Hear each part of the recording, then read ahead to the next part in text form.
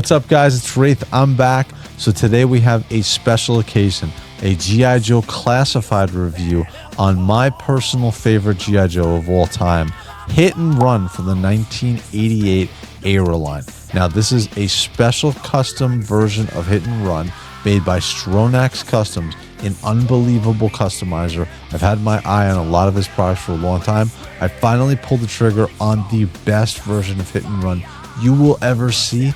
Even when they come out with an official version, he's still going to blow them away, and he's better than any other custom version of Hit and Run that you're ever going to see. Let me prove it to you. Let's go watch the review. Alright guys, so we're back. We're over at the review stand. Let's get this review going. So again, this is, like I was saying before, my favorite G.I. Joe of all time. I have the original era edition. I actually have a great condition version of him. The entire G.I. Joe 1988 line, which Hit and Run was originally a part of, is my favorite of them all. It has my favorite vehicle, G.I. Joe Rolling Thunder, which I'll throw a link here to also, which I actually created a video for as well.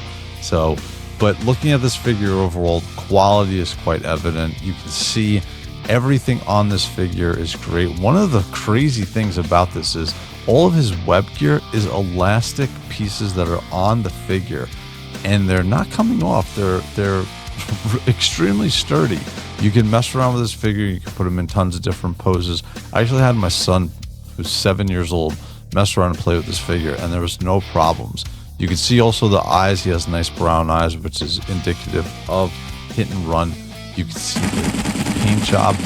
One of the things as a kid that I was when I was growing up, when I got this figure originally, was I was enthralled with the gun that he had, because it was an M16 to me, and I was a huge fan of the military. But this was different because it had a skinny magazine. I had no idea or any understanding what the difference with 9mm ammunition is. But all I knew was this was such a cool gun because it was a more compact version of the M16, which I had seen all the time in movies and the US military growing up. Again, the figure is a one-to-one comparison and a complete transition from an old version of the Hit and Run character to the new version. The paint job on this figure is great. The camo that was applied is amazing. Each of the pieces, again, like I was saying with the web gear, is very, very solid. It's not going to come off. Again, he has the pieces on there. Everything that you're seeing generally on the web gear, unless it's sculpted on the figure, is a piece that he actually applied as elastic. So it bends with the figure and it moves with the figure. Same thing with the goggles here. These are actually attached again by elastic, and they're not going anywhere. This is actually great because you never have to worry again about the plastic trying to fit over the helmet and then breaking your goggle strap. It's actually a really good idea. I would love to see more of the toy companies come up with this and use this possibly. So again, you can get him in. He has all the normal articulation of a general classified figure. You can get him into the splits. You can take his helmet off. He has a great sculpt with his hair. I actually wish my hair looked like that. But he has a great sculpt with his hair. The figure overall is just a dream come true. If you're a Hit and Run fan, this is exactly what you want. Again, the camo on this figure, as far as how it's painted, is spot on. It's great from the perspective of comparing it to the original era figure to this era figure. It's really good. And overall, the helmet's great too. It's a form-fitting helmet. It has his red night goggles on there as well. You don't have to worry about the helmet falling off. It's also a really good comparison between the original and the one that they upgraded to. Now here we have his duffel bag. Again, he also has a nice sculpted knife in there. It might not be the same exact one that the huge Bowie knife that the original figure came with, but this is a more realistic example of the knife that he would actually have as in the military at this time. His duffel bag is also awesome. I know it's not the rucksack or the duffel bag that he originally came with, but it works. I think it's actually a really good design. I like that it opens up as a satchel essentially, and you can throw his rope and his grappling hook in there as well. One thing to note, it doesn't have the winch on it that the original duffel bag originally had.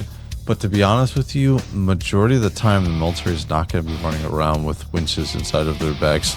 So I'm fine that this one different piece is completely different compared to the Ayla figure. So, but again, overall, duffel bag is great. You can see I'm winding up the rope here to throw it in the duffel bag. It has enough room to fit the entire coiled rope as well as the grappling hook inside of his bag, so it's pretty cool. And again, as well as all of the pieces that are on this bag are actually put together really well. It's quite a sturdy bag.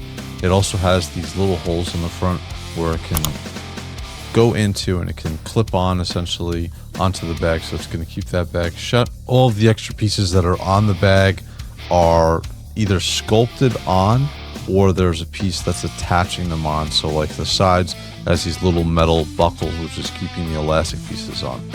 The helmet, again, great piece. It's a great callback to the original figure. It's also updated to the point where, you know, it's essentially an upgraded version of his helmet. So it's pretty cool. And you can see as I put it on the duffel bag, goggles are coming off, but the goggles didn't break. And I know that we've had that problem before with some of the G.I. Joe figures where we got with the classified, where the plastic is just bending too much over that helmet. It's going to snap off. So, and again, he has his pistol grip hands, and that gun, that Colt submachine gun, just looks great. He has some extra weathering on there. He has some extra silver dry brush paint. The magazine doesn't come out of it, but to be honest with you, I don't need it to come out. All right, guys, and here we go. Here's the original unopened G.I. Joe era figure of Hit and Run. I actually purchased this a couple years ago. Such great memories of this figure. I'm sure a lot of people do with their favorite G.I. Joes. This has some damage on the top, but it's okay because it's still sealed. It still has a lot of, you know, feeling for me, remembering this back. I remember having this figure when I first got it, being on the bus every day at school, just to school. Such a cool figure. Now, here's the other thing that I actually purchased. This is a reprod card of Hit and Run put back in there. And what's really good for me personally is I don't need an AFA graded 85 Hit and Run. I have my original still in his packaging. I have a perfect carded repro Hit and Run. The figure's in great shape. It's unpunched. This is perfect for my collection. I don't need to go crazy with getting an extra figure in absolute perfect condition. This works great. I actually have a couple boxed figures that are actually in great shape as well. Now, here's pretty cool. I actually showed this in my Rolling Thunder video because this is the first appearance of Hit and Run, as well as Muskrat, Repeater, as well as my favorite G.I. Joe vehicle of all time, Rolling Thunder. So this is a 9.6 rated comic. And again, this is a perfect piece for my 88 collection. I actually still remember the storyline.